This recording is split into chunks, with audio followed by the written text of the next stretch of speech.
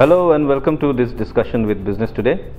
So in this edition we will discuss something that is very close to our hearts, and even though strictly it's not really only a business issue, it's about defense. But being a business magazine, we are constrained to stick to the business aspect of it. And so in the past 1 year the government has stepped up its action on the defense front. Even just last week the defense ministry announced that almost $3.5 billion of deals have been signed, including one where one foreign manufacturer would come and set up a plant in India to do part of the manufacturing.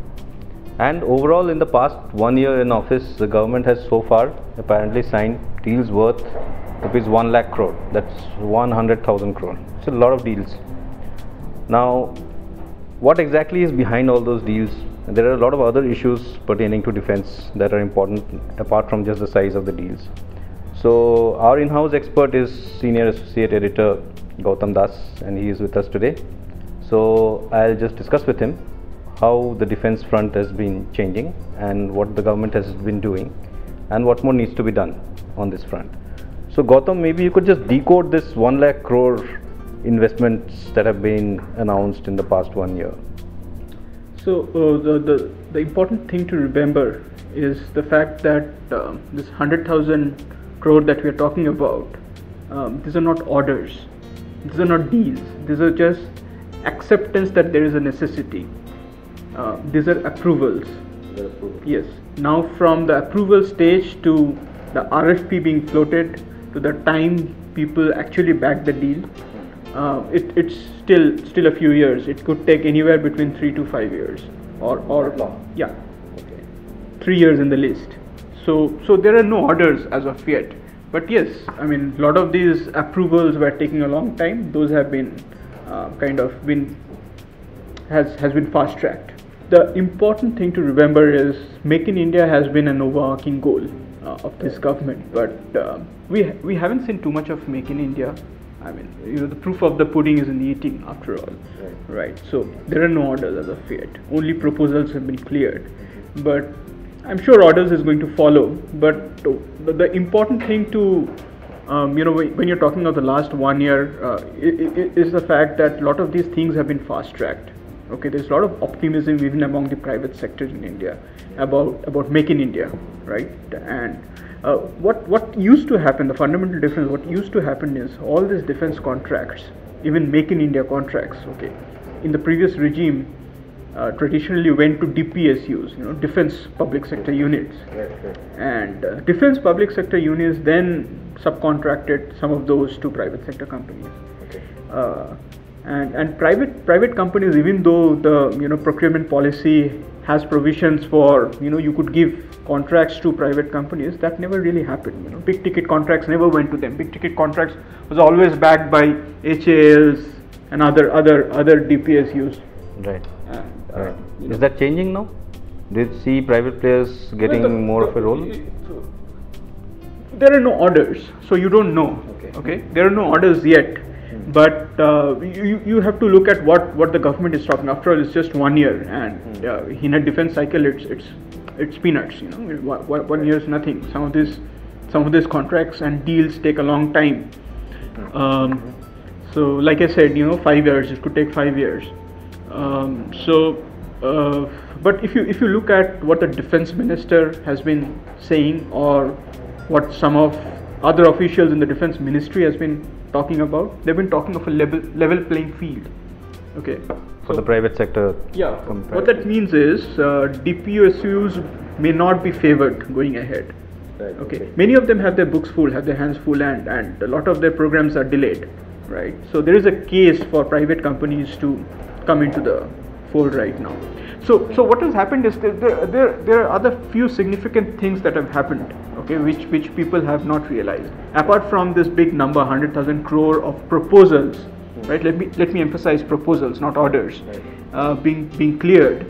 A lot of these procedural issues are being dealt with. Okay. For instance, the defense procurement policy. There's a committee which has been set up to kind of rewrite and reframe that. Okay. It's a incredibly complex policy, and people don't really understand that. The private sector does not understand that. It's a policy which runs into pages and pages and pages, and there are contradictions, blah blah blah.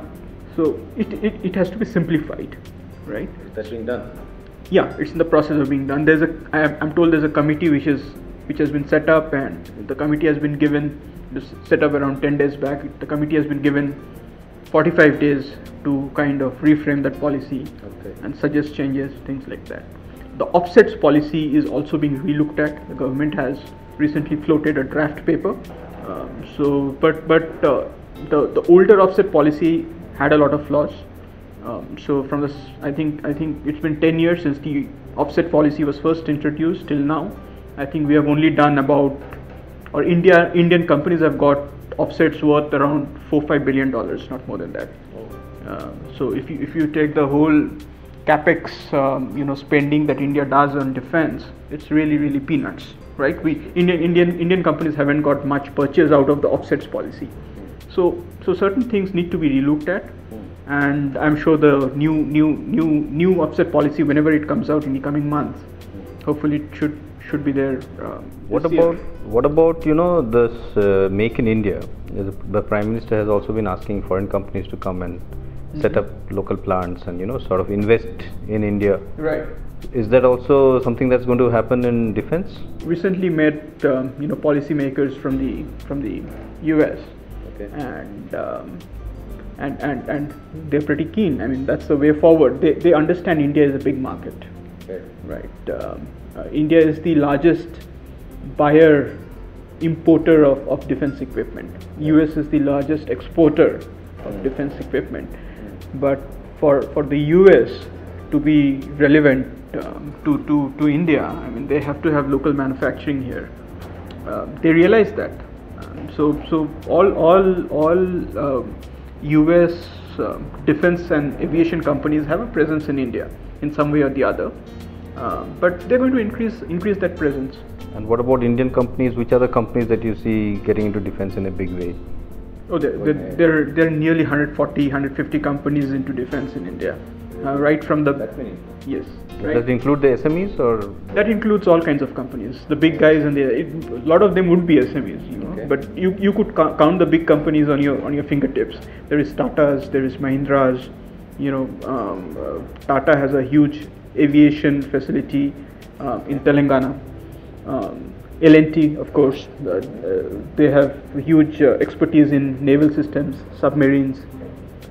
You have Bharat Forge, Kalyani Group, out of Pune, and Punj Lloyd. There are a number of companies who are interested in defense, Wipro. But you could, the big companies, the Tatas, the Mahindras, the L&Ts, yeah. You could count them on the fingertips, and the rest of the tail is in SMBs. So is there any particular area that you see the government encouraging or private players choosing to go to any particular area of defense production that they are favoring? We have seen interest in all the three service areas, which is Air Force, Army, and naval systems. So Tata, for instance, is all over, but I think it has an early lead in aviation because of the joint ventures it has created, etc., etc. L&T has done well in naval systems.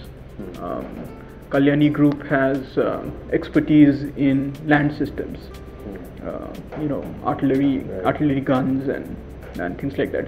So does Punj Lloyd. So I think private companies are choosing where to play in. And you mentioned Wipro, which is interesting. Wipro is a software company. A lot of modern warfare and modern weaponry systems are driven by software. I think most of it is driven by software. So do you see Indian software companies also, getting a chunk of this? Indian software companies can get into the design game because before manufacturing can be done, you need to design that product. And a fair amount of design work happens in India. Not defense, but India has expertise in defense. Whether they can do original defense design, we don't know. I'm sure, but a lot of design works, a lot of aviation design, low-end aviation design work happens in India, right? So Indian software companies, IT companies have a role in the design work, but Wipro is just not a software company. Wipro is also a hardware company. that's true. Wipro has an infrastructure division. Currently they do a lot of component work, and out of their facility in Bangalore, they have a 3D printing facility as well, where they print out components which can go into defense. And you know, the Prime Minister has been visiting so many countries. There's been a lot of discussion around that. But what is also very noticeable is that in most of the countries that he visits, there is some defense element to it. Right? Whether it's France, he went and there was this 36 Rafale jets, you know, that we bought sort of so-called off the shelf. And with more jets to follow, and then the other helicopters from somewhere else, US, Japan, Russia, even South Korea and Mongolia, which the Prime Minister has visited just recently. There seems to be a defense element everywhere he goes. Well, you know, I think the Prime Minister knows very well that some of the Make in India deals will take 3 to 5 years, but defense forces are not really willing to wait that long for, because they need their supplies of helicopters, fighters, ammunition, tanks, you know, submarines, you name it. Okay, Indian forces need those and need them urgently. So therefore the Rafale deal. Okay, so Make in India will take time, but in the meantime, you know, the government needs to breach that.